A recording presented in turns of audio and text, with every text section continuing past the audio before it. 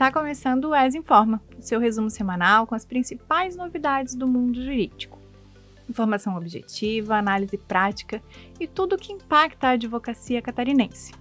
Eu sou Bárbara Cidral e nos próximos minutos você fica por dentro do que movimentou o direito nos últimos dias. Vamos aos destaques da semana. A interdição garante proteção patrimonial de idosa com demência em estágio avançado. Perícia constatou incapacidade permanente para manifestação da vontade. Sentença nomeou filho como curador. A primeira vara civil da comarca de Mafra decretou a interdição de uma idosa diagnosticada com síndrome demencial em estágio avançado e a declarou incapaz de exercer pessoalmente atos de alienação, oneração, disposição e transferência de bens, bem como de administrar valores, inclusive benefícios previdenciários. Na mesma decisão, a juíza nomeou o filho da mulher como curador para representá-la nos atos patrimoniais e negociais. A ação foi ajuizada com pedido de curatela provisória para resguardar os interesses da idosa sob a alegação de que ela já não possuía condições de praticar, de forma consciente e autônoma, atos relacionados ao próprio patrimônio. No início do processo, foi deferida a tutela provisória realizada entrevista com a interditanda e nomeada uma curadora especial que apresentou contestação. Em seguida, foi produzida a perícia médica para avaliar a capacidade civil da mulher. O laudo pericial apontou que o quadro clínico teve início há cerca de 15 anos, com alterações de comportamento, alucinações auditivas e ideias persecutórias e evoluíram para comprometimento cognitivo severo. O perito concluiu que a paciente apresenta síndrome demencial em estágio avançado, com incapacidade permanente para exprimir sua vontade e ausência de discernimento para administrar seus interesses patrimoniais. Na sentença, a magistrada ressaltou que após as alterações promovidas pelo Estatuto da Pessoa com Deficiência, a curatela passou a ser medida excepcional, limitada aos atos em que a pessoa efetivamente necessita de representação. Destacou ainda que nas ações de interdição, a prova pericial possui especial relevância para a formação de convencimento judicial e que, no caso concreto, o grau de dependência constatado pelo especialista demonstra a impossibilidade de a idosa praticar atos patrimoniais e negociais de forma autônoma. Com base nas provas produzidas, a juíza decretou a interdição para os atos de alienação, oneração, disposição e transferência de bens, além da administração de valores e benefícios previdenciários, preservando os demais direitos da interditada. O filho foi nomeado curador e ficará responsável por representá-la nos limites definidos pela decisão. Banco que deu quitação para boleto fraudado, apresentado em guichê, indenizará cliente. A Justiça entende que a instituição tem profissionais qualificados para identificar golpes desta natureza.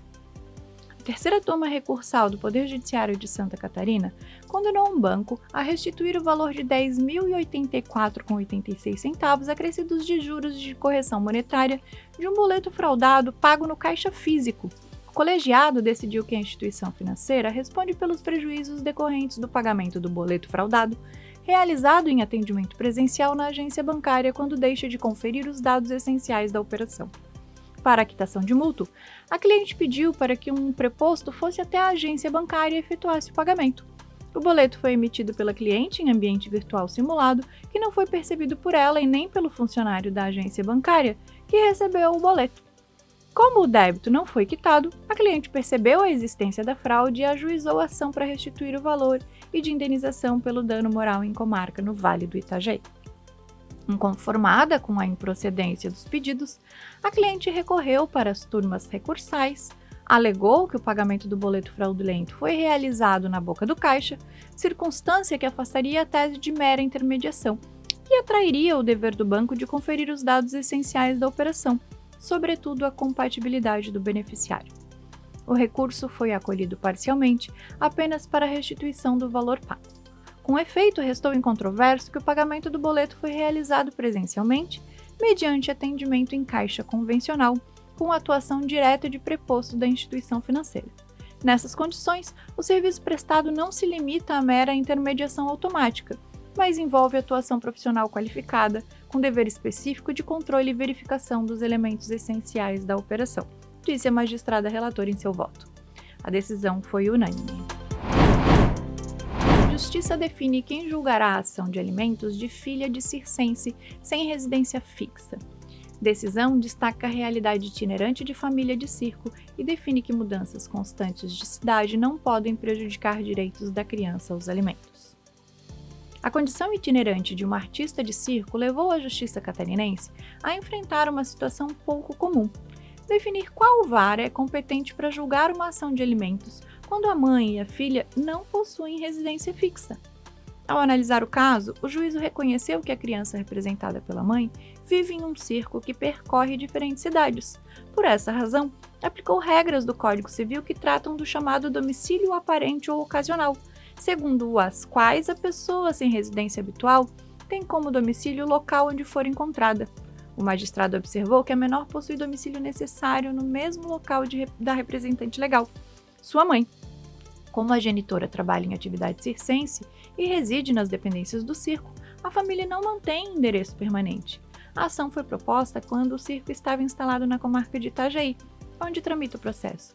Posteriormente, a mãe informou que o circo seguiria para o município de São José, na Grande Florianópolis, mas ainda sem local definido para a instalação. Apesar de o Estatuto da Criança e do Adolescente prever que causas que envolvam menores sejam analisadas pelo juízo mais próximo de sua realidade, artigo 147 do ECA, o magistrado entendeu que a transferência do processo a cada mudança de cidade causada pela rotina do circo seria prejudicial ao trâmite processual e, por conseguinte, aos interesses da criança. Segundo a decisão da segunda vara da família, remeter a ação sucessivamente para diferentes comarcas poderia comprometer a rapidez e a efetividade da prestação jurisdicional, com risco de atraso justamente na definição da pensão alimentícia destinada à criança. Por essa razão, foi aplicada, ao menos neste momento, a regra da chamada perpetuatio jurisdicionis, princípio segundo o qual a competência do juízo é definida no momento do ajuizamento da ação e tende a ser preservada durante o andamento do processo.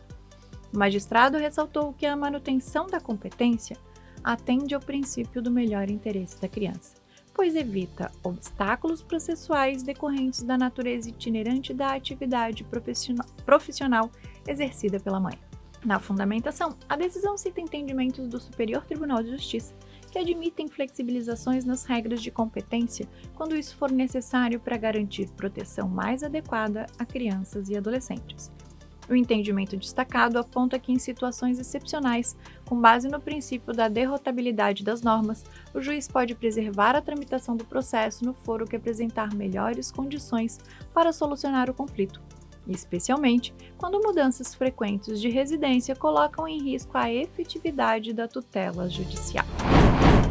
Empresa é condenada e terá de indenizar noivos por falhas na decoração de casamento. Itens contratados não foram entregues, montagem atrasou e vestido da noiva sofreu danos permanentes.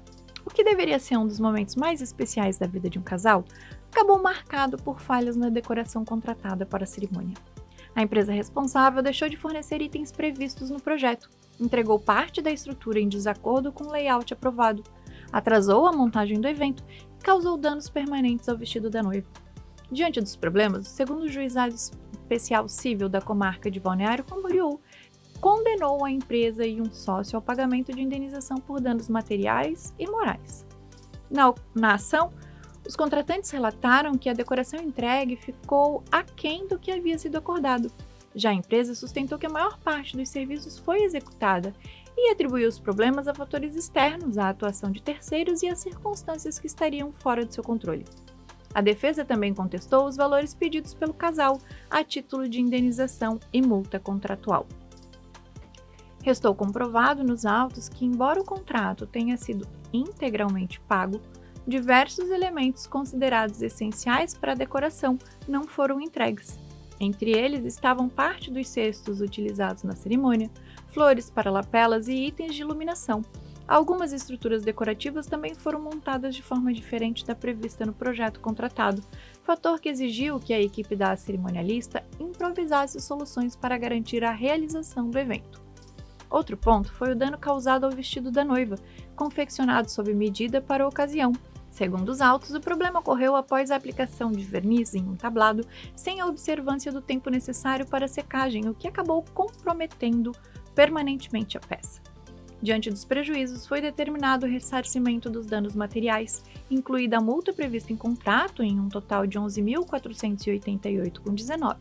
Também foi fixada a indenização por danos morais de R$ 4.000 para cada um dos autores. A decisão foi prolatada em 27 de julho e ainda pode ser objeto de recurso. Família esgotada obtém na Justiça acolhimento especial para parente com deficiência. Decisão reconhece situação excepcional e determina que o município ofereça vaga em residência inclusiva ou custeie instituição privada adequada. A primeira vara da Fazenda Pública da comarca de Joinville determinou que o município de Joinville disponibilize a um homem com deficiência vaga em serviço de acolhimento institucional do tipo residência inclusiva ou, caso não haja disponibilidade na rede pública ou conveniada, custeie sua permanência em instituição privada adequada. A decisão também prevê a elaboração de um plano individual de atendimento, PIA, por equipe multidisciplinar. Desde a infância, o homem convive com graves sequelas de meningite, que comprometeram sua autonomia e o tornaram totalmente dependente de terceiros para alimentação, higiene, organização da rotina e demais atividades da vida diária.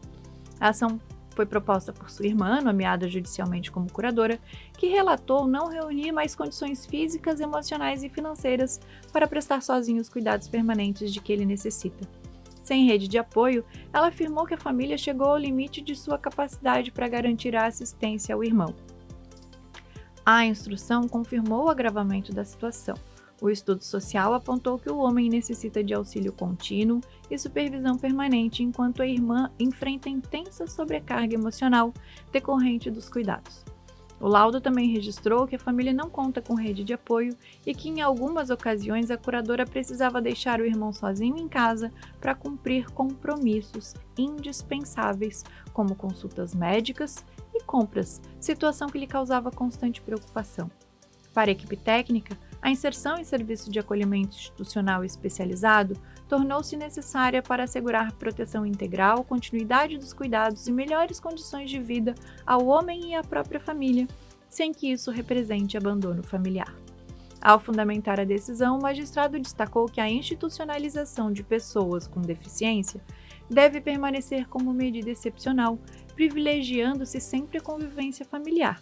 Entretanto, observou que as provas produzidas demonstraram justamente a situação excepcional prevista na legislação: dependência integral, necessidade de cuidados permanentes, ausência de rede de apoio, esgotamento da capacidade protetiva da família e insuficiência do serviço atualmente disponibilizado pelo município para atender às necessidades do homem. Nessas circunstâncias, ressaltou, o acolhimento especializado não substitui a família, mas complementa a proteção necessária para garantir os direitos fundamentais da pessoa com deficiência. Com isso, o juiz determinou que o município de Joinville disponibilize vaga em residência inclusiva ou serviço equivalente de proteção social especial de alta complexidade. Caso não exista vaga disponível na rede pública ou conveniada, deverá custear integralmente o acolhimento em instituição privada adequada até a disponibilização do serviço. A sentença também determina a elaboração e implementação de um plano individual de atendimento. Cabe recurso. Nova lei cria o Pix Pensão para transferência automática de pensão alimentícia. Mudança entrará em vigor a partir de 29/7/2027. Beneficiário poderá solicitar ao juiz a transferência automática da pensão.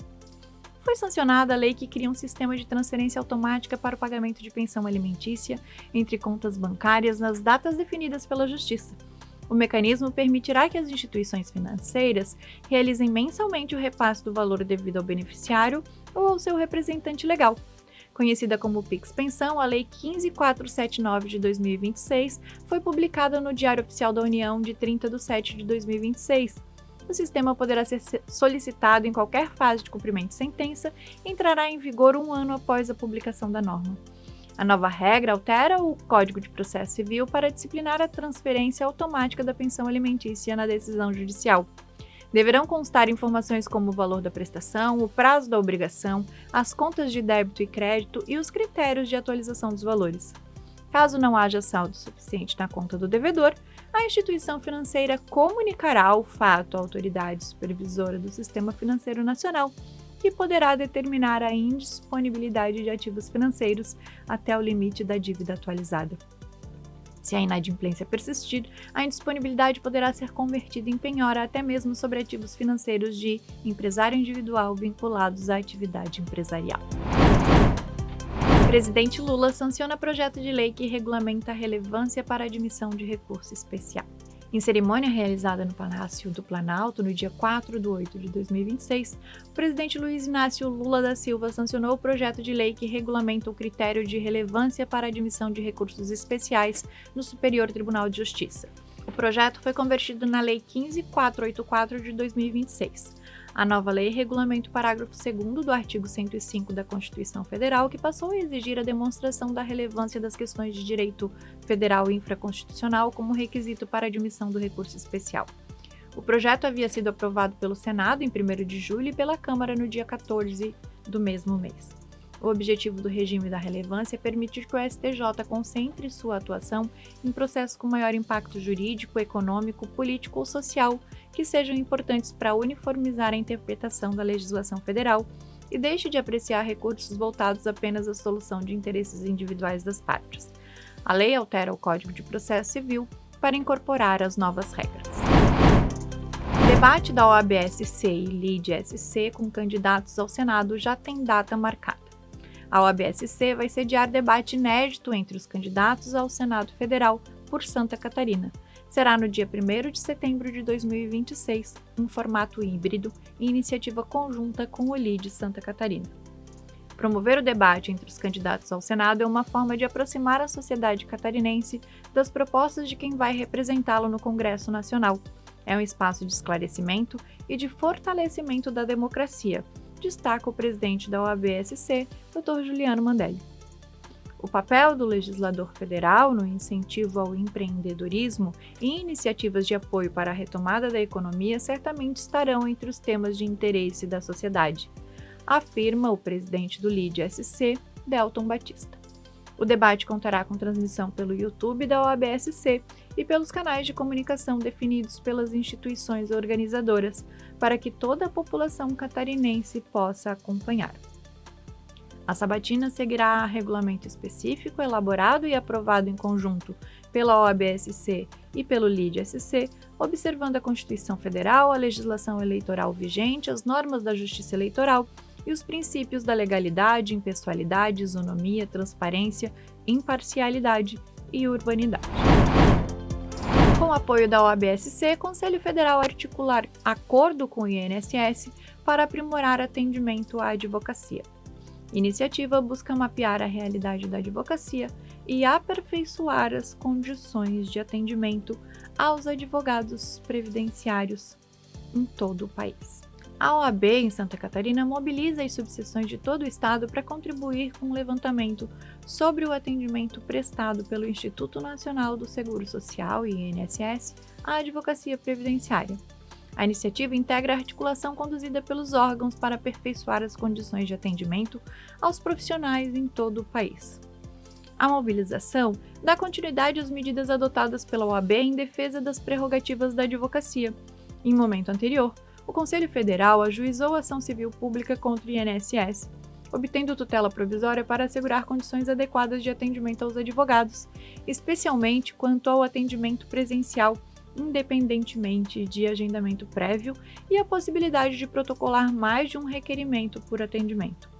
A defesa das prerrogativas da advocacia passa necessariamente pela garantia de um atendimento eficiente e adequado nos órgãos públicos. Essa iniciativa do Conselho Federal fortalece o diálogo institucional com o INSS e permite que as demandas enfrentadas diariamente pelos advogados sejam levadas em consideração na construção de soluções que beneficiem toda a advocacia brasileira, reforça a vice-presidente da OAB-SC, doutora Gisele Kravchuk. Este foi o ES Informa, informação que conecta, atualização que fortalece a advocacia. Nos encontramos na próxima semana com mais notícias e novidades do mundo jurídico. Até lá!